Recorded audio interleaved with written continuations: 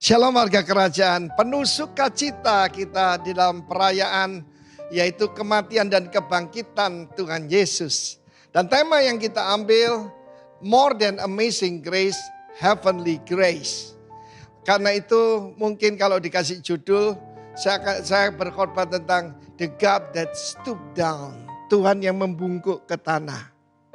Kita melihat dalam Yohanes pasal ke-8, satu kisah yang menggambarkan siapa Tuhan dan Allah kita dan Raja kita itu. Seorang perempuan yang tertangkap basah berzina.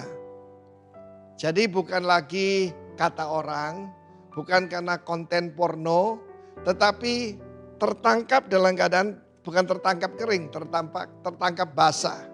Dilemparkan ke depan Yesus. Saya bayangkan dalam film The Passion itu. Dan pada saat itu mereka berkata, "Guru, menurut hukum Musa, wanita semacam ini, bukan pasangan ya, wanita semacam ini, wanita selalu jadi sasaran.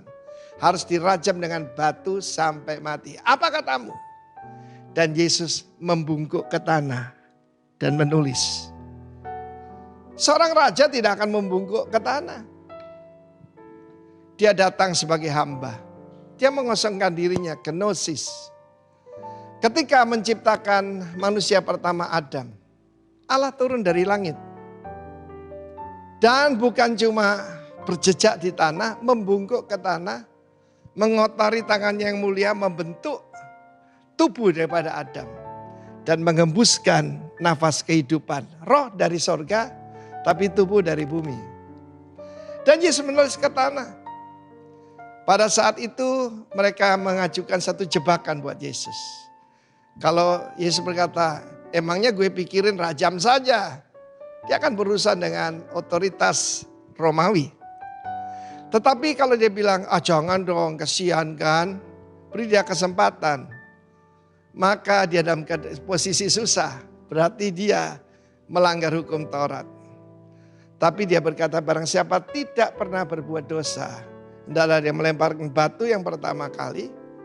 Dan kemudian dia kembali membungkuk ke tanah. Tapi sebelumnya dia bangkit. Ini gambaran bagus. Waktu Jumat Agung dia membungkuk ke tanah. Bahkan ketika dia memanggul patibulum, bagian horizontal dari salib.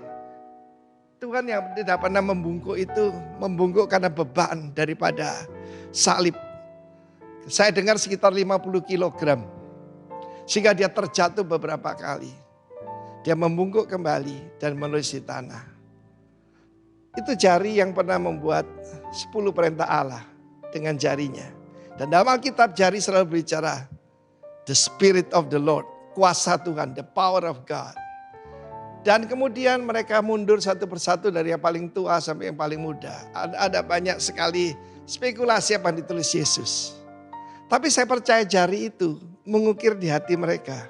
Hati mereka tersentuh. Lalu kemudian Yesus bertanya pada wanita itu, dia berdiri lagi. Cuma ada wanita itu. Di manakah orang yang menghukum engkau? Where are thou accuser? Accuser itu penuduh, pendakwa. Iblis itu diabolos, pendakwa. Jadi yang suka menghakimi orang nunjuk-nunjuk jari ya anaknya si pendakwa, saudara-saudara kita itu. Tidak ada Tuhan. Pergilah dan jangan berbuat dosa lagi. Yesus datang bukan cuma ngampuni dosa, tapi menyelesaikan ketidakbenaran. Dan memberikan kita grace, yaitu anugerah untuk bisa tidak berbuat dosa. Yesus digoda dengan segala temptation, tapi tidak pernah jatuh kepada temptation ataupun rayuan. Kiranya kuasa yang sama bekerja pada kita. Heavenly grace, haleluya.